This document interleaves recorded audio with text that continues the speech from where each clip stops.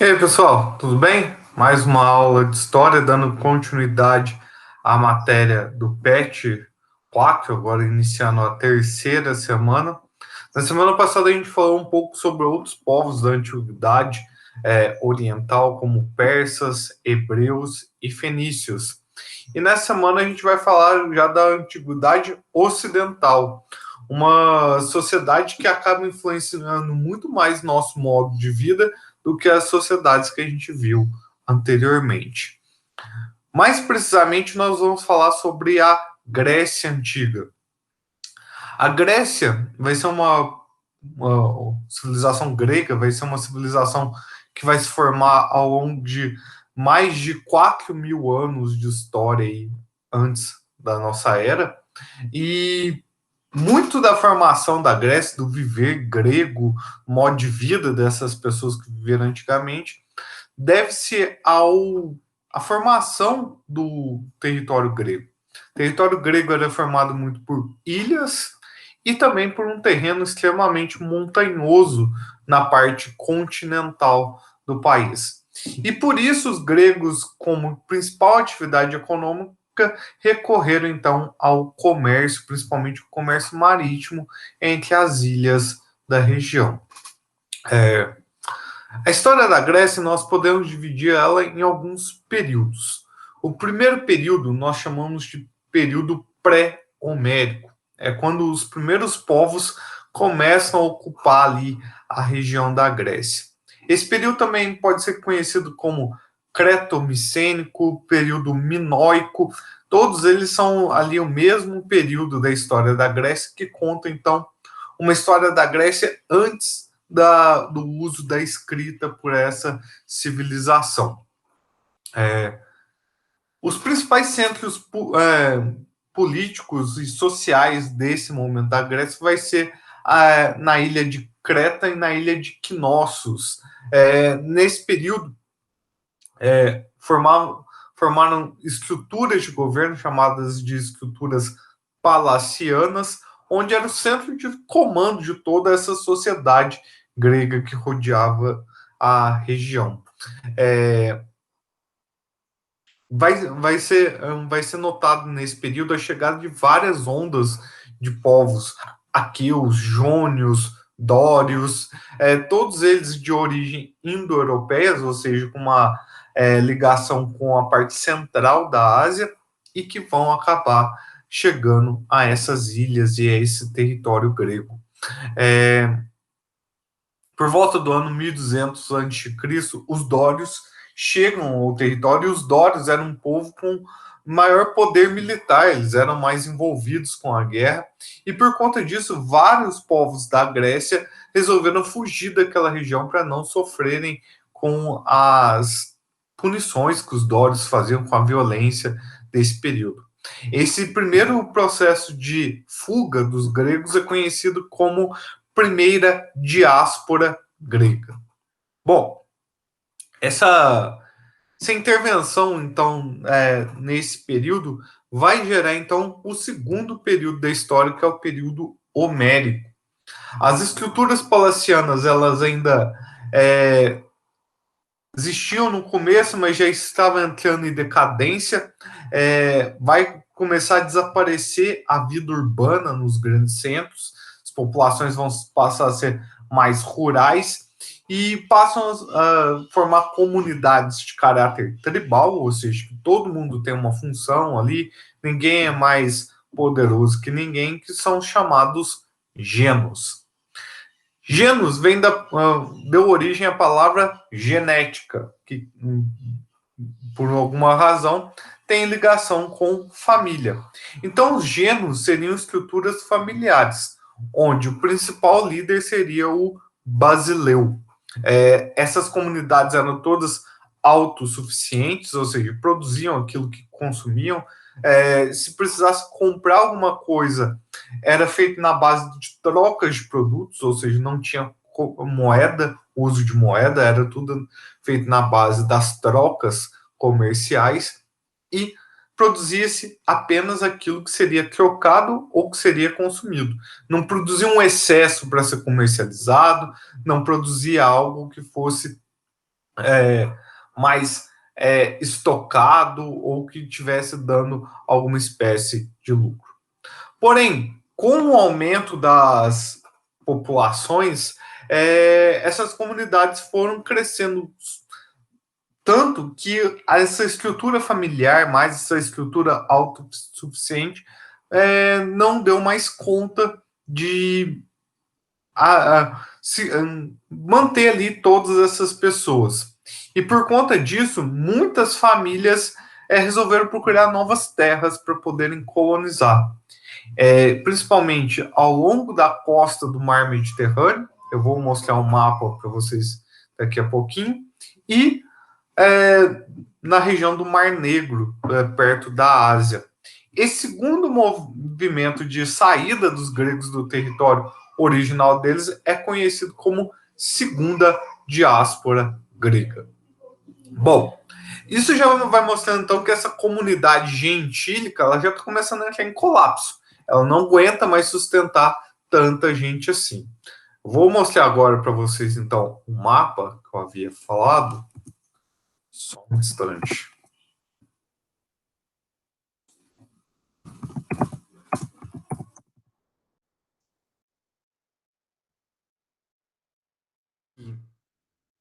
Vai mostrar o tamanho, a extensão do território dos gregos depois desse processo de diáspora, tá?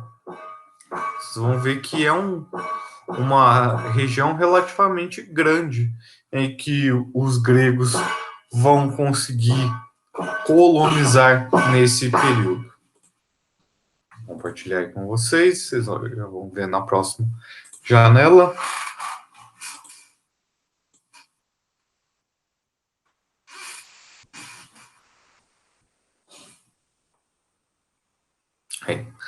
Nota que o território original grego é esse mais rosa claro aqui. Ó.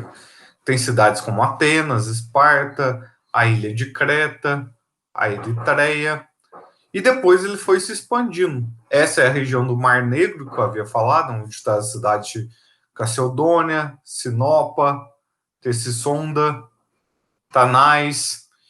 E no Mar Mediterrâneo, que é todo esse mar, que é o mar entre terras, por isso esse nome Mar Mediterrâneo, a gente tem outras cidades de origem gregas também, como Cirene, Catânia, Siracusa, Marsella, Dênia. Então, os gregos colonizaram todas essas terras aqui. Por conta dessa expansão que os gregos vão tendo, principalmente nessa região da Ásia Menor, é que em um determinado momento, como a gente vai ver daqui a algumas aulas, eles vão entrar em guerra contra os persas, que a gente já viu anteriormente, construindo um grande império nesse momento. Bom,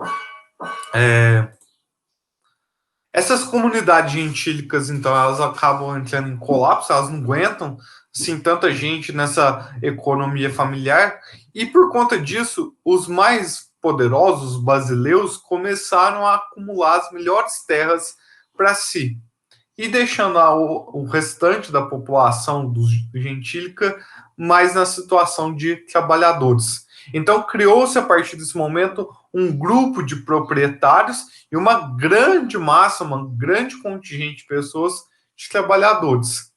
Esse seria, então, o princípio da polis, que é a cidade-estado grega. Tá? Esse grupo mais poderoso passou a ser o grupo governante dessas cidades-estados, enquanto a massa de trabalhadores era o restante da população. Cidade-estado, a gente já viu. Cidades-estado são cidades que são independentes entre si, têm economias autônomas em relação às outras cidades, porém elas são ligadas pelos mesmos laços culturais. Ou seja, em todas as cidades gregas fala-se o grego. Em todas essas cidades gregas cultuam-se praticamente os mesmos deuses. Lógico que vai ter um deus que é patrono de uma cidade, não da outra. Por exemplo, Atenas, a patrona de Atenas é a deusa Atenas, que é a deusa da sabedoria. Já em Esparta, vai ser Ares, que é o deus da guerra.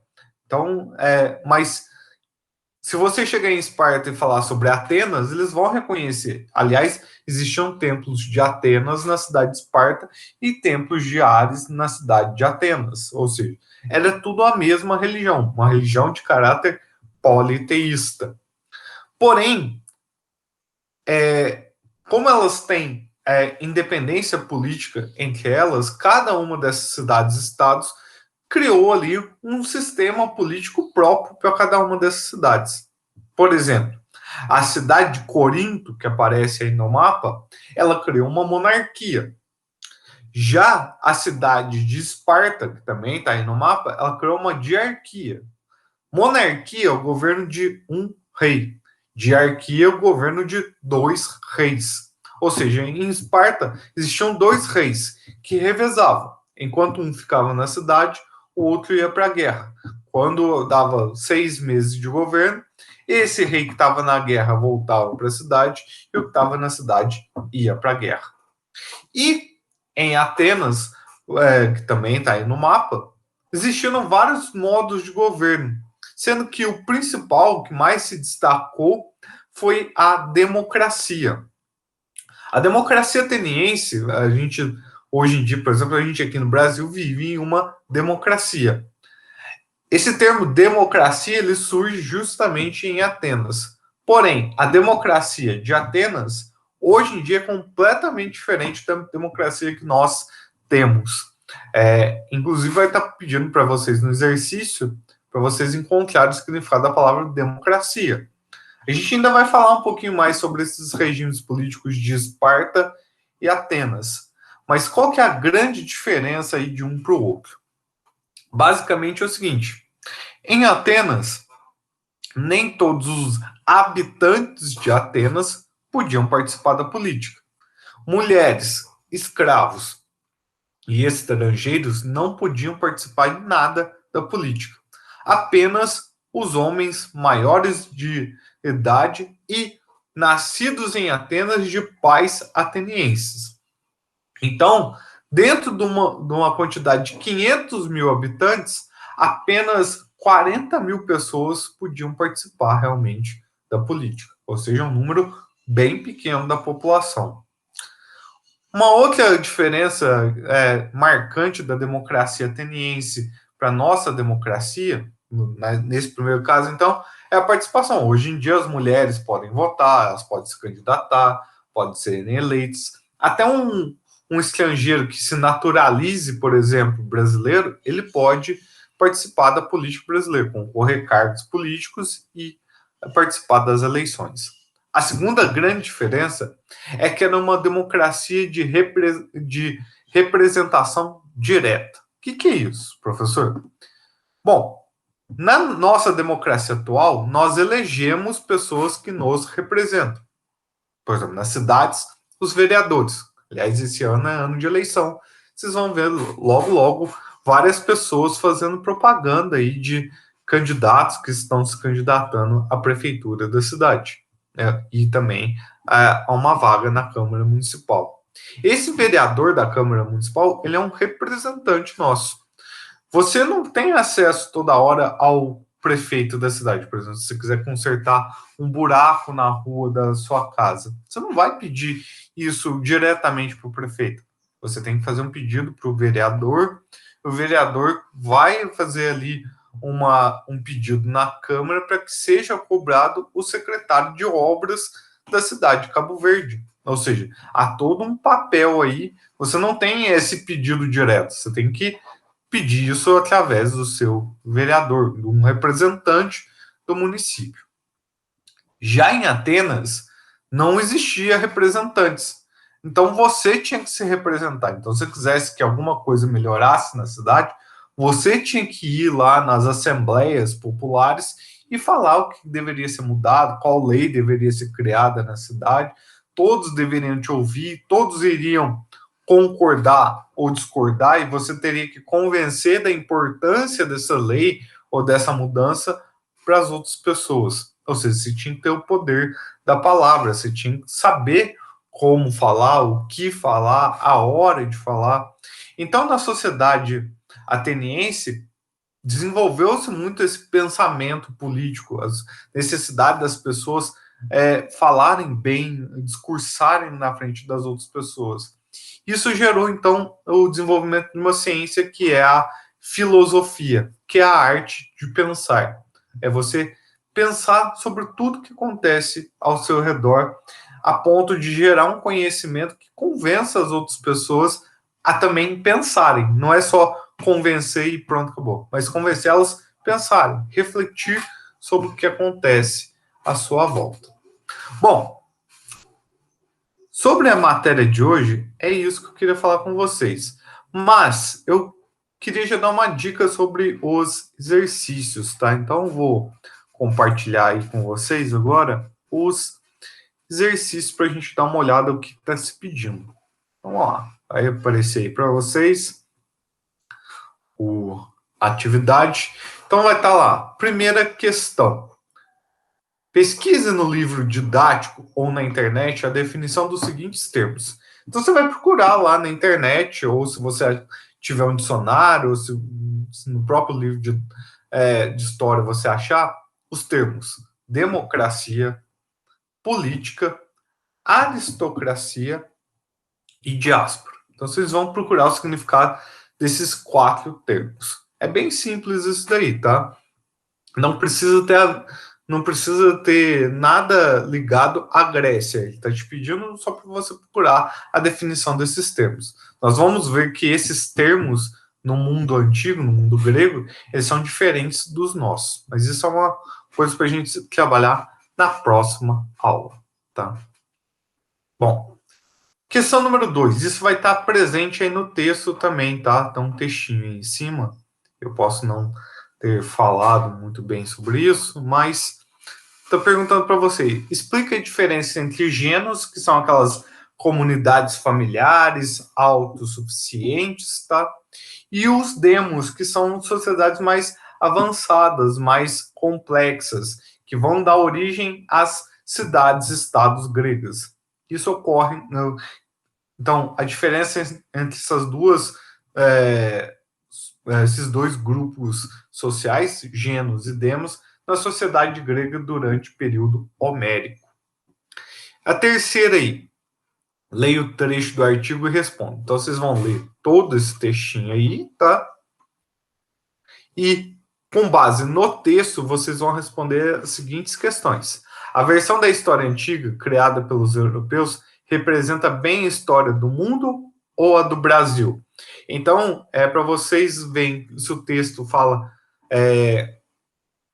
essa história antiga, a história que a gente está estudando agora, se ela representa bem a história do Brasil ou se ela representa mais a história de outras partes do mundo. A B. O que era considerado clássico ou antigo para os europeus do Renascimento? O Renascimento vai estar explicando aqui para cima do que se trata. Foi um movimento artístico, cultural e intelectual da Europa que passou a valorizar muito esses aspectos da antiguidade. Então, ele te pergunta, o que é considerado clássico ou antigo para os europeus do Renascimento? Pode ser considerado clássico para as pessoas da nossa sociedade também? Justifique. Então, o que é a concepção de clássico? Clássico é uma coisa que marca, que deixa ali bases para que nós desenvolvamos algumas coisas. O clássico para esse pessoal do Renascimento era justamente a antiguidade clássica, que eles chamam. Daí até o nome, antiguidade clássica, que é esse passado greco-romano, dos gregos e dos romanos, como vai estar aí no texto. E para a gente, o que é um clássico hoje em dia? Será que é esse mesmo clássico? Será que outras coisas podem ser clássicas? Por exemplo, vocês já devem ter ouvido falar do termo música clássica, por exemplo.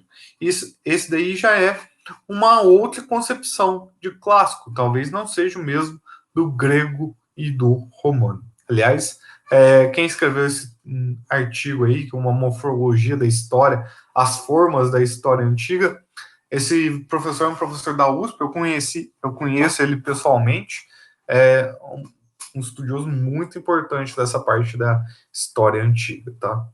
Bom, gente, qualquer dúvida é só me perguntar lá no dia da aula, de terça-feira. Essa semana volta a ser na terça-feira as aulas, tá? Então, assim como foi na semana passada. Então, qualquer coisa é só me enviar aí as questões que eu tento ajudar vocês, tá? Lembrando, tente fazer, pergunte para mim caso não consiga responder, que eu tento te ajudar o mais rápido possível. Certinho, gente? Vou me despedindo de vocês então. Até o próximo vídeo. Espero que vocês estejam bem. E é isso, gente. Até o vídeo da próxima semana. Falou!